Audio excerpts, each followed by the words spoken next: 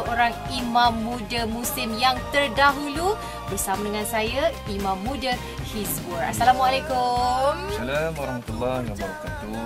Itulah dia Imam Muda Hizbur. Kacak Budaya datang hari ini temankan saya. Dan yang pertama, jam 9 malam setiap hari Jumaat. Okey. Jadi ramai yang tertanya nak tahu peranan anda dalam program Imam Muda Muslim yang ketiga ini. Peranan saya sebenarnya dalam Imam Muda 3 ni, saya diberi mandat untuk menjadi mursyid bersama-sama dengan Imam Muda Ashraf kan.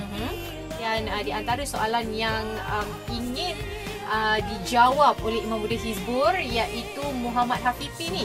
Katanya kan, boleh ke kita nak minta maaf dengan seseorang tu tapi kita tak perlu jumpa dengan orang tu? Biar je Allah yang tahu. Kesalahan dosa kita dengan manusia itu satu benda yang tergantung sebenarnya. Sebab itu pengampunan Allah ini sekiranya kita tak solat, kita buat benda-benda yang berkait dengan Allah, pengampunan itu ada pada Allah. Tetapi kalau dengan manusia perlu kemaafan daripada manusia, makhluk dengan makhluk. Cumanya kadang-kadang permasalahan bila kita ada buat dengan manusia salah, kita kata dekat dia ke, kita buat dosa dekat dia, contohnya apa-apa benda lah. Bila 2-3 tahun, 10 tahun kita duduk cari dia, tak jumpa-jumpa juga, nak mohon maaf. Macam mana tu? Saya rasa bila kita dah cuba cari tak jumpa juga, kita mohon taubat kepada Allah Subhanahu Wa Taala dengan taubatan nasuha.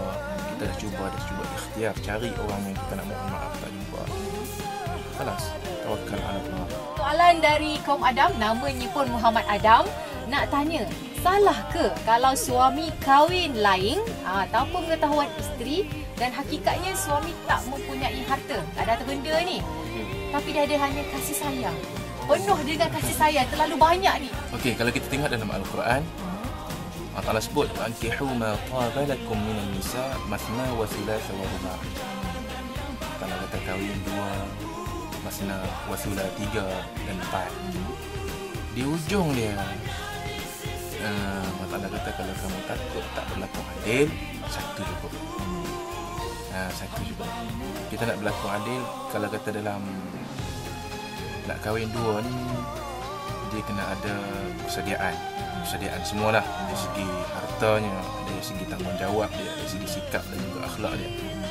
Masalah dia nak bagi tahu kepada isteri dia nak kahwin ataupun tidak, isteri izin ke tidak, itu nombor 2. Sama ada dia terlayak ke tak.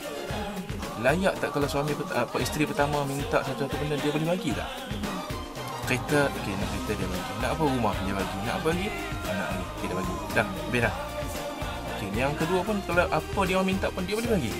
Kasih sayang dia boleh bagi. Harta pun dia boleh bagi.